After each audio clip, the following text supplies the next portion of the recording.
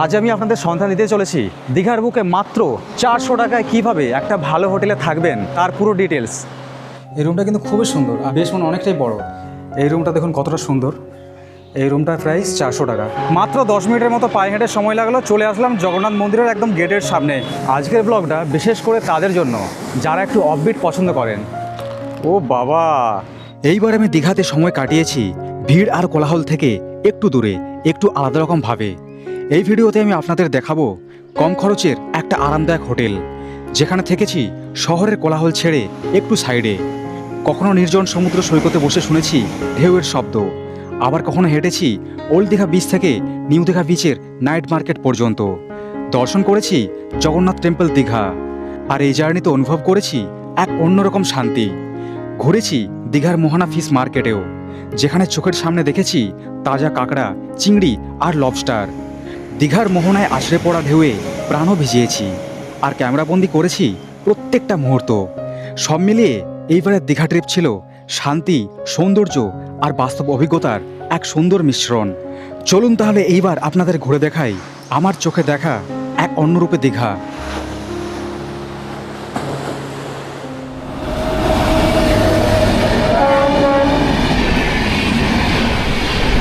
বন্ধুগণ, সবাইকে very very good morning. আজকে একটা নতুন সকাল, আজকে শুরু হতে চলেছে আবার একটা নতুন জার্নি। আজকে বেশ অনেকগুলো দিন পর আজকে যাচ্ছি আমি দীঘা। দীঘাতে যাওয়ার জন্য অনেক রকম মাধ্যম আছে, বাসে করে যাওয়া যায়, ট্রেনে করে যাওয়া যায়। তবে আপনাদের জন্য কোন অপশানটা সবথেকে সুবিধা হবে সেটা আগে বলি, তারপরে আমি কিভাবে যাচ্ছি আজকে সেটাও বলবো আপনাদের। প্রথমত, যারা কলকাতা থেকে দীঘা যাওয়ার প্ল্যান করছেন তাদের জন্য সবথেকে ভালো অপশান এবং সেফ জার্নি হতে পারে কলকাতার ধর্মতলা, হাওড়া দীঘা বাস স্ট্যান্ড, বাবুঘাট ইত্যাদি জায়গা থেকে বাসে করে জার্নি করা। ধর্মতলা থেকে হলে ভোর 3টে থেকে রাত্রি 12টা পর্যন্ত প্রচুর স্টেট বাস এবং private AC non AC Volvo বাসের সুবিধা রয়েছে একদম দীঘা পর্যন্ত। সময় লাগে প্রায় 4 ঘন্টা থেকে 4.5 ঘন্টার মতো। এছাড়াও কলকাতা তথা পশ্চিমবঙ্গের বিভিন্ন প্রান্ত থেকে সরাসরি দীঘা বাসের অপশান রয়েছে। বাসে আসলে কলকাতা থেকে খরচ হয় 200 টাকা থেকে 500 টাকা পর্যন্ত। সেখানেই সেকেন্ড অপশান রয়েছে ট্রেন জার্নি। কিন্তু ট্রেন জার্নি করতে হলে আপনাদের প্রথমে আসতে হবে হাওড়া স্টেশনে, কারণ কলকাতা কিংবা শিয়ালদহ স্টেশন থেকে বর্তমানে দীঘা পর্যন্ত কোনো ট্রেনই চলাচল করছে না। হাওড়া স্টেশন থেকে ট্রেন জার্নির ভালো অপশান সকাল 6:45 তাম্রলিপ্ত এক্সপ্রেস। এই ট্রেনে করে 3.5 ঘন্টার মাথায় পৌঁছানো সম্ভব দীঘা রেলওয়ে স্টেশনে। এই ট্রেনের সেকেন্ড সিটিংয়ের টিকিটের খরচ 110 টাকা এবং এসি ক্লাসের চেয়ার কারের খরচ 390 টাকা। এছাড়া সাঁতরাগাছি স্টেশন থেকে সাপ্তাহিক দীঘা স্পেশাল ট্রেন চলাচল করে একদম দীঘা পর্যন্ত, যেটা ছাড়ে সকাল 9:10 যার টিকিটের মূল্য সেকেন্ড সিটিংয়ে 120 টাকা। কিন্তু এই ট্রেন চলে শুধু শনিবার। এছাড়া লোকাল ট্রেনে যেতে চাইলে হাওড়া থেকে সকাল 5:40 কিংবা 6:20 ছেড়ে যাওয়া হলদিয়া কিংবা পাঁশকুড়া লোকাল ট্রেন ধরে পৌঁছতে হবে মেচেদা কিংবা পাঁশকুড়া স্টেশনে, যেখান থেকে পরবর্তী দীঘাগামী লোকাল ট্রেন ধরতে পারবেন। এই ক্ষেত্রে খরচ হবে টোটাল 45 টাকা একদম হাওড়া স্টেশন থেকে দীঘা পর্যন্ত। এইবার বলি আমি কিভাবে যাচ্ছি। আমার বাড়ির নিকটবর্তী রেলওয়ে স্টেশন পাঁশকুড়া জংশন হওয়ায় পাঁশকুড়া থেকে সকাল 7টা দীঘা লোকাল ধরে রওনা হয়ে গিয়েছিলাম দীঘার উদ্দেশ্যে। কিন্তু আপনারা লোকাল ট্রেনে জার্নি করলে এর পরবর্তী 8:30 লোকাল ট্রেন ধরে জার্নি করতে পারবেন যদি হাওড়া থেকে লোকাল ট্রেন ধরে আসেন। পাঁশকুড়া থেকে দীঘা পৌঁছতে সময় লাগে প্রায় 2.5 ঘন্টার মতো এবং মাঝে রয়েছে 16টা লোকাল স্টেশন। এই ভারতীয় রেলের প্রতি আমার শ্রদ্ধা দিন দিন এত পরিমাণে বেড়ে চলেছে না। এখন ঘড়িতে সময় হচ্ছে সকাল 11টা, এখানে পৌঁছানোর কথা ছিল 9:20 এত পরিমাণে লেট। রেল বারবার করে আমাদেরকে মনে করিয়ে দেয় যে রেলের কাছে আমাদের সময়ের কোনো দাম নেই। মানে রেল হচ্ছে জিন্দাবাদ ছিল, জিন্দাবাদ আছে এবং জিন্দাবাদ থাকবে। এই যে হাজার হাজার মানুষ দীঘাতে ঘুরতে আসে প্রত্যেক সপ্তাহে, কারো কোনো সময়ের কোনো দাম নেই। এটা শুধু লোকাল ট্রেন না, লোকাল এক্সপ্রেস মোটামুটি দীঘা রুটে যত ট্রেন চলাচল করে প্রত্যেকটা ট্রেন প্রত্যেক দিন প্রায় এমনই লেট হয়। সপ্তাহে যদি 2 দিন যদি ঠিক চলে, বাকি 5টা দিন কিন্তু এমনই হয়। তো আপনাদের জন্য রেকমেন্ড রইল অবশ্যই কিন্তু বাসে করে দীঘা আসুন, তাহলে হাতে কিন্তু অনেকটাই সময় বাঁচবে। বাইরে বেরিয়ে গেলে এখান থেকে রয়েছে প্রচুর অপশান। আপনারা চাইলে এখান থেকে ওল্ড দীঘা কিংবা দীঘার যে কোনো জায়গায় এখান থেকে গাড়ি পেয়ে যাবেন। তার সাথে যদি হোটেলে থাকতে চান তাহলে কিন্তু প্রচুর অপশান রয়েছে দীঘার মতো জায়গাতে। কিন্তু যারা একটু বাজেট ট্রিপে আসছেন, একটা ভালো বাজেটের মধ্যে মানে একটু কম দামের মধ্যে একটা ভালো হোটেল খুঁজে পাওয়া নিউ দীঘাতে খুবই মুশকিল। ওল্ড দীঘাতেও রয়েছে অনেক হোটেলের অপশান, ওখানেও খুব কম প্রাইসে অনেক কিন্তু রুম কিংবা হোটেল কিন্তু পাওয়া যায়। এখান থেকে প্রচুর পরিমাণে শেয়ারিং গাড়ি পেয়ে যাবেন একদম ওল্ড দীঘাতে যাওয়ার জন্য। নিউ দীঘা থেকে ওল্ড দীঘার টোটো স্ট্যান্ড পর্যন্ত বর্তমান ভাড়া 20 টাকা করে জনপ্রতি। এই রাস্তার বাম দিকে পড়বে দীঘার জগন্নাথ দেবের মন্দির এবং ভেতরের প্রবেশদ্বার। তবে মন্দির দর্শন হবে পরে। এখন উদ্দেশ্য হোটেল খোঁজা, এবং সেটাও খুব কম খরচে। নিউ দীঘা থেকে ওল্ড দীঘা পৌঁছতে সময় লাগলো 5 মিনিটের কাছাকাছি। এখানে আশেপাশে নেহরু মার্কেট এবং পাশের কয়েকটা গলি দিয়ে ভেতরে প্রবেশ করলে অসংখ্য পরিমাণে হোটেল রয়েছে, যেখানে হোটেল রুম তো পাওয়া যায়, তবে রোডের ধারে থাকা দালালের হাত ধরে যখন গিয়ে রুমে প্রবেশ করবেন তখন 200-300 টাকা এমনি বেড়ে যায়। তাই পায়ে হেঁটে হোটেল খোঁজা একটু কষ্টকর, বিশেষ করে যদি দিনটা শনিবার কিংবা রবিবার হয়। বেশ কিছুক্ষণ হাঁটাহাঁটি করে যখন রুম পেলাম, প্রায় ঘন্টাখানেক হয়ে গেছে। তবে আপনাদের সুবিধার্থের জন্য সরাসরি লোকেশনটাই শেয়ার করছি। যদি ট্রেনে আসেন তাহলে স্টেশন থেকে বেরিয়ে টোটো ধরে চলে আসুন ওল্ড দীঘার ব্যারিস্টার কলোনির সামনে SBI ব্যাংকের পাশে এই জায়গায়। এখানে এই একটাই ব্যাংক রয়েছে এবং পাশেই ওল্ড দীঘা বাস স্ট্যান্ড। এই জায়গা সবাই চেনে। এখান থেকে 2 মিনিট দূরেই রয়েছে ওল্ড দীঘার সমুদ্র সৈকত। অনেক খোঁজাখুঁজি করার পর অবশেষে একটা হোটেল পেয়েছি। আর দীঘাতে না বেশ ভালো পরিমাণে গরম, মানে যেই পরিমাণে ঠান্ডাটা কলকাতার সাইডে আছে সেটা কিন্তু দীঘাতে একদমই নেই। যে জায়গায় আমরা হোটেলটা আজকে নিয়েছি সেই জায়গাটার লোকেশনটা আপনাদেরকে দেখিয়ে দিই তার আগে। আর তার আগে দেখুন, এখানে পাশ দিয়ে না, মেন রোডের পাশ দিয়ে কলকাতা থেকে দীঘাগামী প্রচুর বাস আসছে। আপনারা সব থেকে যদি বাসে করে আসেন সব থেকে আপনাদের সুবিধা হবে। তো আপনারা যে বাসে আসছেন সে বাস কন্ডাক্টরকে বলে দেবেন আমরা নামবো ওল্ড দীঘার সামনে স্টেট ব্যাঙ্কে, তাহলে একদম দেখবেন এইরকম রোডের পাশে এই জায়গায় নামাবে আপনাদের। পাশে রয়েছে এখানে ওল্ড দীঘার স্টেট ব্যাঙ্ক, যেখানে লেখা রয়েছে দেখবেন এরকম SBI ব্যাঙ্ক বলে। এটা হচ্ছে ছোট্ট একটা শাখা আর কি। এখানে সমস্ত বাস দাঁড়ায়, যেই বাসে আসুন না কেন, প্রাইভেট হোক কিংবা স্টেট বাস হোক, সমস্ত বাস এই জায়গায় দাঁড়ায়। এখান থেকে পাশ দিয়ে রয়েছে ছোট্ট একটা গলি, যেই গলি দিয়ে মাত্র 2 মিনিট ভেতরে গেলেই ওখানে রয়েছে আমাদের হোটেল, যেই হোটেলে আজকে আমরা স্টে করছি। আর আমরা যে হোটেলে আজকে আছি এই হোটেলের প্রাইস শুরু হচ্ছে মাত্র 400 টাকা থেকে। এই হোটেলের নাম হচ্ছে হোটেল আনন্দ সদন। তো এই জায়গাতে কারা থাকবেন? যারা একটু শান্ত নিরিবিলি, যারা একটু প্রকৃতি পছন্দ করেন, বেশি কোলাহলের মধ্যে যারা জড়াতে চান না, তাদের জন্য এই জায়গাটা কিন্তু খুব সুন্দর। খুব একটা বেশি দূরেও নয়, এখান থেকে সি বিচ মাত্র এখান থেকে 2 থেকে 3 মিনিটের মতো পায়ে হাঁটা দূরত্বে। আর তার সাথে এখানে খাবার দাবারের ফ্যাসিলিটি বলতে এই হোটেলের বাইরে রয়েছে লাইন ধরে কয়েকটা দোকান, যেখানে চা কফি, সকালের খাবার দাবার সব কিছুই পাওয়া যায়। আর এখানে বিল্ডিংয়ে দেখছেন এখানে রয়েছে অনেকগুলো রুম। এখানে টোটাল 16টার মতো রুম আছে বলছে। মানে পুরো যদি একটা গ্রুপ মিলেও যদি ঘুরতে আসেন না, এখানে খুব সুন্দর জায়গা। চারিদিকে একদম নিশ্চুপ দেখতে পাচ্ছেন, মানে হালকা হালকা ওই পাখির কিচিরমিচির, তার সাথে একটা মানে ঠান্ডা ভাইব রয়েছে। আর দীঘার মতো জায়গাতে এত পরিমাণে গরম, আপনারা ওল্ড দীঘার যে মেন যে এলাকা আছে যেখানে মানে মার্কেট, ওই মার্কেটের সামনে যদি রুম যদি নেন তাহলে সেখানে কিন্তু ভীষণ মানে কিচিরমিচির সেই গাড়ির অত্যাচার। এখানে কিন্তু সেই জিনিসটা একদমই ফিল করতে পারবেন না। এখানে বসার জন্য এরকম খুব সুন্দর দোলনার ব্যবস্থা রয়েছে, তার সাথে কিছু এখানে গাছপালা রয়েছে। মাত্র 400 টাকায় এইরকম একটা জায়গাতে হোটেল পাওয়া এখনের দিনে দীঘার বুকে কিন্তু পাওয়াই যায় না। রোড সাইডে যেগুলো একদম আসে সেগুলোর দাম এখন মারাত্মক লেভেলের।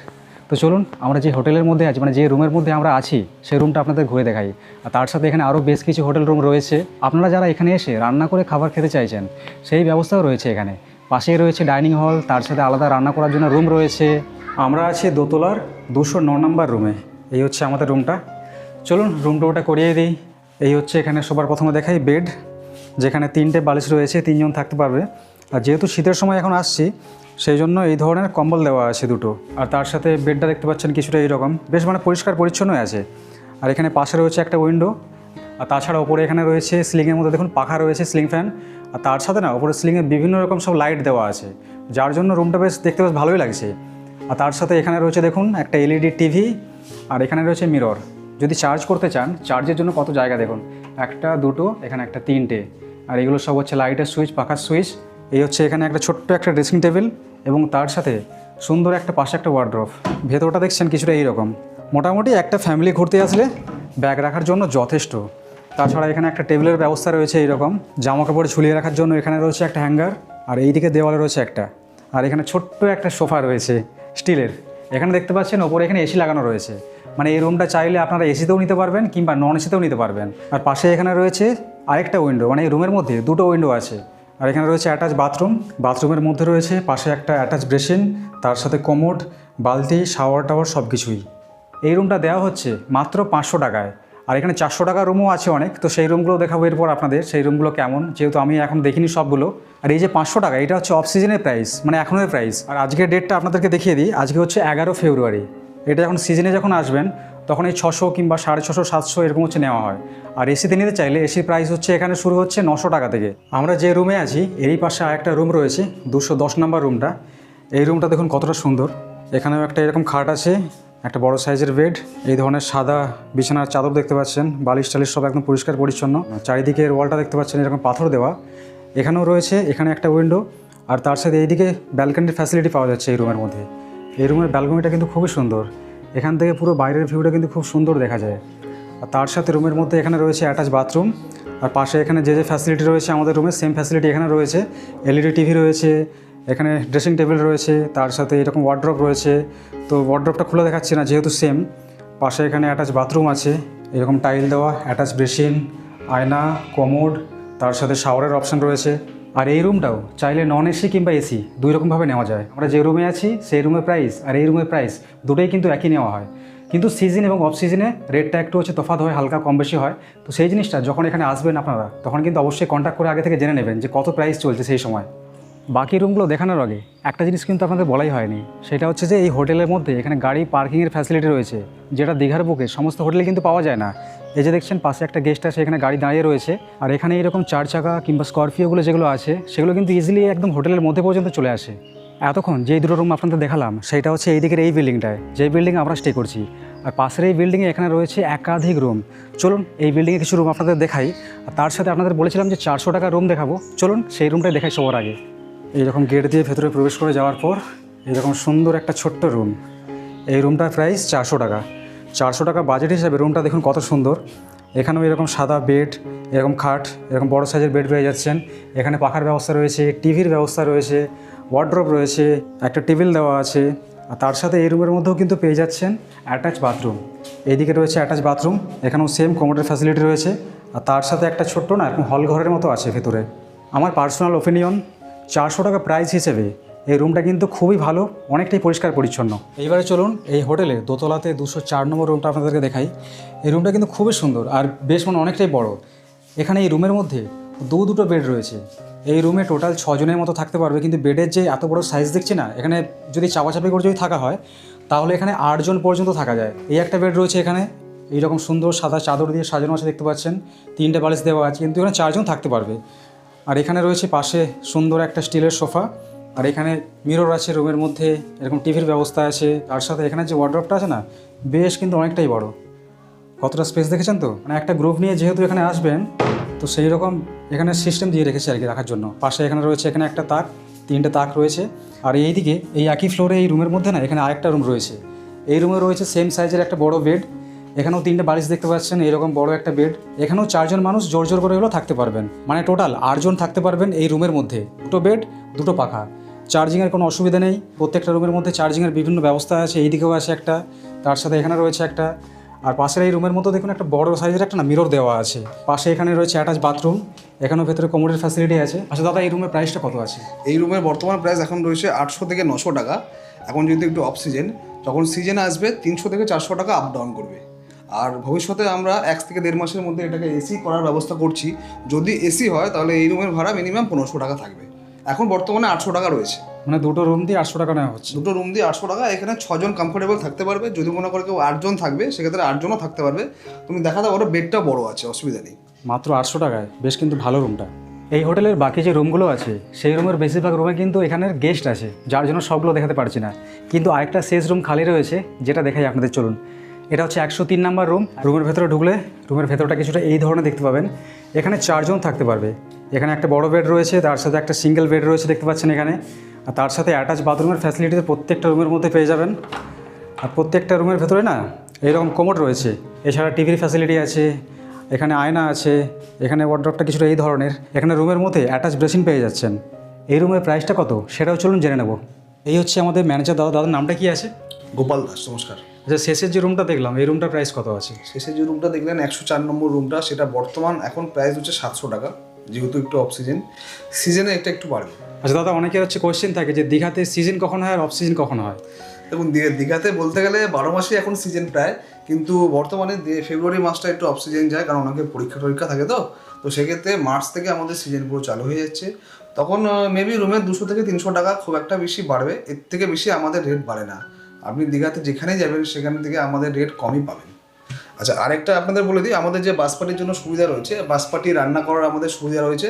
বাস পার্টি যারা 60 জন 70 জন আসতে চাইছে, রান্না বান্না করে খেতে চাইছে, তাদের জন্য আমাদের রান্নাঘরটা আমরা ছেড়ে দিই। বড় বিগ রান্নাঘর আছে, এবং আমাদের 25 থেকে 30 সিটার ডাইনিং স্পেস আছে একটা, সেটা আমরা ছেড়ে দেবো। ওখানে ওরা খাওয়া দাওয়া আরামসে করতে পারবে।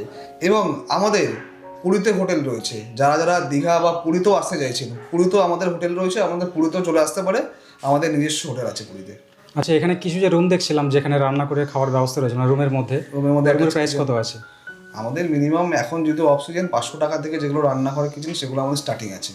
রুমের মধ্যে অ্যাটাচ কিচেন থাকবে, রান্না বান্না করতে পারবে, কোনো অসুবিধা নেই। আচ্ছা, সবার শেষে একটাই প্রশ্ন, বুকিং কিভাবে করবে? মানে এখানে এসে বুকিং করলে সুবিধা হবে না ফোন করে বুকিং করা? না, অবভিয়াসলি এখানে এসে বুকিং সেটা হয় না, বুকিং করলে আগে ফোনেই করতে হবে। ফোন নাম্বার তো দেওয়াই থাকবে। আমাদের হোটেলে স্ক্যানার চাইবে, স্ক্যানারে 50% অ্যাডভান্স করতে হবে। অ্যাডভান্স করলে কাস্টমারের নামে বিল চলে যাবে, কাস্টমারের আধার কার্ড পাঠাতে হবে, সেই বিলটা রিসেপশনে এসে আমাদের দেখাতে হবে। আচ্ছা, মানে এখানে ফ্যামিলি কিংবা কাপল এখানে অ্যালাউ আছে তো? ফ্যামিলি অ্যালাউ আছে, আনম্যারিড কাপলও অ্যালাউ আছে। বুকিংয়ের নাম্বারটা একটু বলে দিন। 9153757825। এই যে বুকিং নাম্বার, এটা এখন ডিসপ্লেতে শো করছে, দেখতে পাচ্ছেন। আর তার সাথে ডিসক্রিপশনে দেওয়া থাকবে, ডিসক্রিপশনে আমি আলাদা করে আরেকটা নাম্বার দিয়ে রাখছি। যদি বাই চান্স কল যদি না লাগে একটা নাম্বার, তখন অন্য নাম্বারে কল করে বুক করতে পারবেন। এই হোটেলের মধ্যে আরেকটা সিস্টেম আছে, এখানে যদি আপনারা চান তাহলে এখানে থাকা খাওয়া নিয়ে একটা প্যাকেজ রয়েছে এখানে। তো সেই জিনিসটা যে যার ইচ্ছে চাইলে নেওয়াও যায়, কিংবা আলাদা করে যদি হোটেল রুম যদি নিতে চান, যেমন আমরা নিয়েছি, তো সেই রকমভাবে নেওয়া যায়। তো প্যাকেজের ক্ষেত্রে যদি 3 জন একটা রুমে থাকেন তাহলে এইরকম প্যাকেজ, মানে এরকম সেম খাওয়া দাওয়া দিয়ে আপনাদের খরচ পড়বে 599 টাকা, মানে 600 টাকা করে পড়বে পার হেড। তার মধ্যে দুপুরে খাওয়া দাওয়া, রাতের খাওয়া দাওয়া ইত্যাদি যেগুলো থাকে সব প্যাকেজের মধ্যে, সেগুলো সব রয়েছে। তো প্যাকেজ করলে প্যাকেজের খাওয়া দাওয়া থাকছে এরকম মিক্স চচ্চড়ি, আলু ভাজা, স্যালাডে পেঁয়াজ, লেবু টেবু ইত্যাদি। তার সাথে এখানে এটা আলুর পোস্ত আছে, ডাল আছে, এখানে এটা মাছের ঝোল আছে। তো এরকম খাবার দাবার এগুলো হচ্ছে প্যাকেজের মধ্যে প্রোভাইড করা হয়। এই যে মাছের যে পেটিটা দেওয়া হয়েছে না, এটা কিন্তু কাতলা মাছ। আর এখানে খাবারের স্বাদ দুর্দান্ত দুর্দান্ত। এখানে হোটেলের মধ্যে একটা গাছ দেখতে পেলাম। এই গাছে না একটা ফল হয় যেগুলো দেখতে কিছুটা আঙুরের মতো, সেম আঙুর, দূর থেকে দেখলে এটা আঙুরই মনে হয়। এত পরিমাণে ভীষণ টক, কিন্তু গরমের সময় খেতে দারুণ লাগবে। এখানে এসে আমি একটা গাছ দেখতে পেলাম একদমই, মানে হোটেলের সামনে একদম। এইটা হচ্ছে দারুচিনি গাছ। আপনারা যারা রান্নাবান্না করেন তারা দারুচিনির নাম হয়তো অনেকে শুনেছেন। গাছটা কিছুটা দেখতে একটু দেখাও। আমি দূর থেকে যখন দেখছিলাম ভেবেছিলাম এটা কোনো তেজপাতার গাছ হবে, কিন্তু পরে যখন দাদাদেরকে জিজ্ঞেস করলাম বললো না, এটা তেজপাতা না, এটা দারুচিনি। গাছের যে ছালগুলো আছে এগুলোকে হালকা করে না নখে করে এরকম জাস্ট স্মেলটা নেবেন, পুরো যে দারুচিনির একটা ফ্লেভার সেটা কিন্তু এই গন্ধের মধ্যে পেয়ে যাবেন। দীঘাতে ঘুরতেও আসলাম, এরকম সুন্দর একটা পরিবেশে থাকলাম, তার সাথে এরকম বেশ কিছু এখানে গাছের সঙ্গে পরিচয় হয়ে যাচ্ছে। মানে যারা হচ্ছে নেচার লাভার তাদের জন্য এই জায়গাটা একদম পারফেক্ট। তাহলে চলুন কিছুক্ষণ এখন রেস্ট করা যাক, তারপর আমরা চলে যাবো এখান থেকে সমুদ্র বিচের দিকে। এখন ঘড়ি কাটায় সন্ধ্যে 6টা, বেরিয়ে পড়লাম পায়ে হেঁটে দীঘার লোকাল সাইট সিন করে নেওয়ার জন্য। এখন আমি যেহেতু ওল্ড দীঘাতে আছি সেই জন্য ওল্ড দীঘার যে সমুদ্রের যে বিচটা আছে সেই বিচের পাশের যে নাইট মার্কেট, রাতের যে মার্কেট, সেই মার্কেটটা হচ্ছে ঘুরে নেবো। আর এখনের সময় রাস্তাঘাট দেখুন কত সুন্দর করে সাজানো, প্রত্যেকটা মানে গাছের মধ্যে না এরকম লাইট দেওয়া রয়েছে। এইগুলো সব হচ্ছে তালের গাছ, লাইন ধরে। ডান দিকে রয়েছে এখান দিয়ে একটা গেট, যেখান দিয়ে সমুদ্র বিচে এন্ট্রি করার জন্য রাস্তা আছে।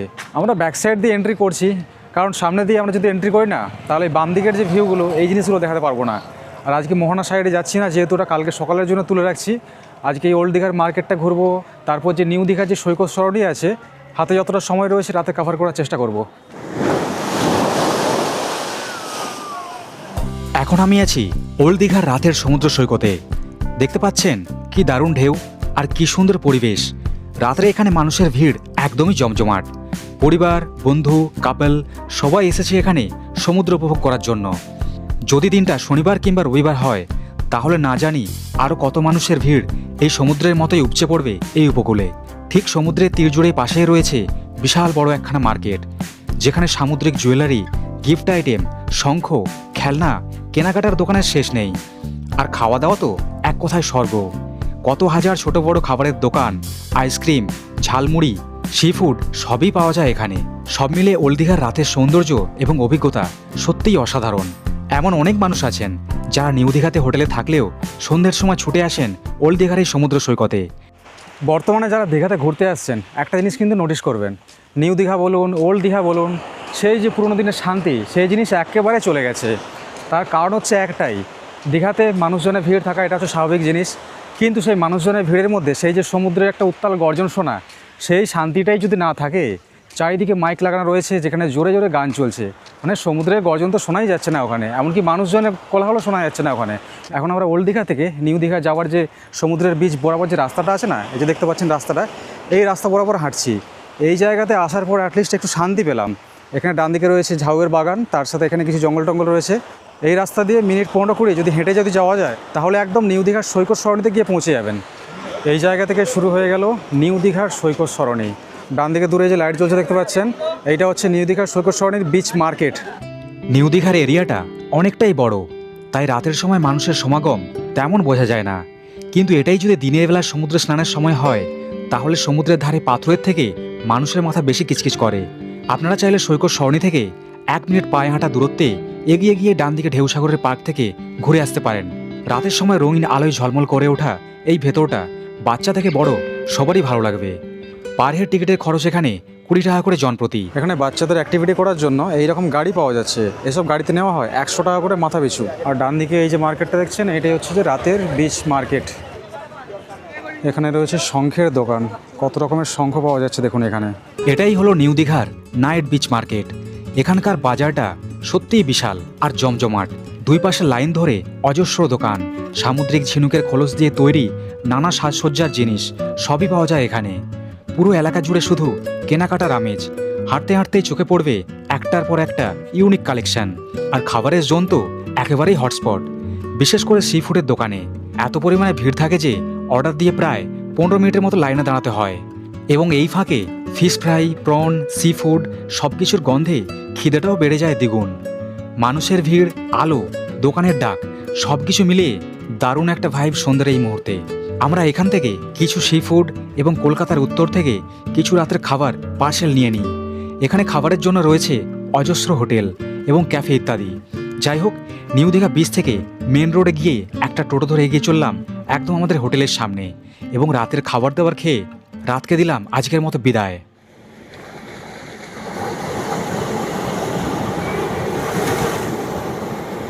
সবাইকে very very good morning from Digha. আজকে আমরা দীঘাতে দ্বিতীয় দিন। সকালবেলায় ঘুম থেকে উঠে চলে আসছি একদম সমুদ্র সৈকতের দিকে। আমাদের হোটেল থেকে বেরিয়ে মাত্র 3 মিনিটের হাঁটা ডিস্টেন্স, মানে হোটেল থেকে জাস্ট অল্প একটু বেরিয়েছি, সমুদ্রের এরকম গর্জন শুনতে পাচ্ছিলাম। আর এই জায়গা থেকে সানরাইজটা দেখুন সকালের সময় কত সুন্দর লাগছে। সমুদ্রের গর্জনটা শুনছেন তো? ওফ, কী তীব্র জলোচ্ছ্বাস সেখানে, বাপ রে বাপ, এর কোনো তুলনা হয় না। এই জায়গাটা হচ্ছে ওল্ড দীঘার, যেখানে শেষ হচ্ছে বিচটা। এই যে দেখতে পাচ্ছেন এই যে রাস্তাটা, এখান থেকে শুরু হয়ে যাচ্ছে দীঘার মাছের মোহনা যে আছে সেখানে যাওয়ার রাস্তা, ওইটা হচ্ছে মোহনা। আর এখানে পাড় বরাবর একটা রাস্তা আছে যেখান দিয়ে পায়ে হেঁটেও যাওয়া যায়। কিন্তু এই জায়গাটা এত সুন্দর দৃশ্য দেখতে পেলাম সকালের সময়, ভাবলাম এই জায়গা থেকে কিছু ফুটেজ আপনাদের জন্য অবশ্যই নেওয়া দরকার। সমুদ্র তীরের রোড বরাবর যখন আপনারা যাবেন না মাছের আড়তের দিকে, তখন দেখবেন এইরকম সুন্দর একটা ভিউ পয়েন্ট রয়েছে, যেখান থেকে সানরাইজ দেখার জন্য মানে আদর্শ জায়গা বলা যেতে পারে আর কি। এখানে দেখছেন বেশ কিছু মানুষ এখানে বসে রয়েছে, সামনে কত চেয়ার দেখেছেন তো, বসার জন্য কোনো টাকা পয়সা লাগে না। বিন্দাস সকালের সময়টা যতক্ষণ খুশি এই জায়গাটায় বসে সময় কাটাতে পারবেন। নিচেই রয়েছে এখানে সারি সারি কয়েকটা দোকান, এখানে একটা চায়ের দোকান রয়েছে, পাশে এখানে একটা চায়ের দোকান রয়েছে। আর এখান থেকে সকালবেলা 1 কাপ গরম এরকম মাটির কাপে চা নিলাম। এখানে যে ছোটো যে কাপগুলো সেই কাপে নিচ্ছে 10 টাকা করে, আর এরকম মাটির কাপে এখানে চা নিচ্ছে 20 টাকা। মানে বিচ সাইডে ঘুরতে আসছি বলে এখানে যা দাম বলবে তাই দিতে হবে। চাটা কিন্তু খুব ভালো বানিয়েছে। ও বাবা,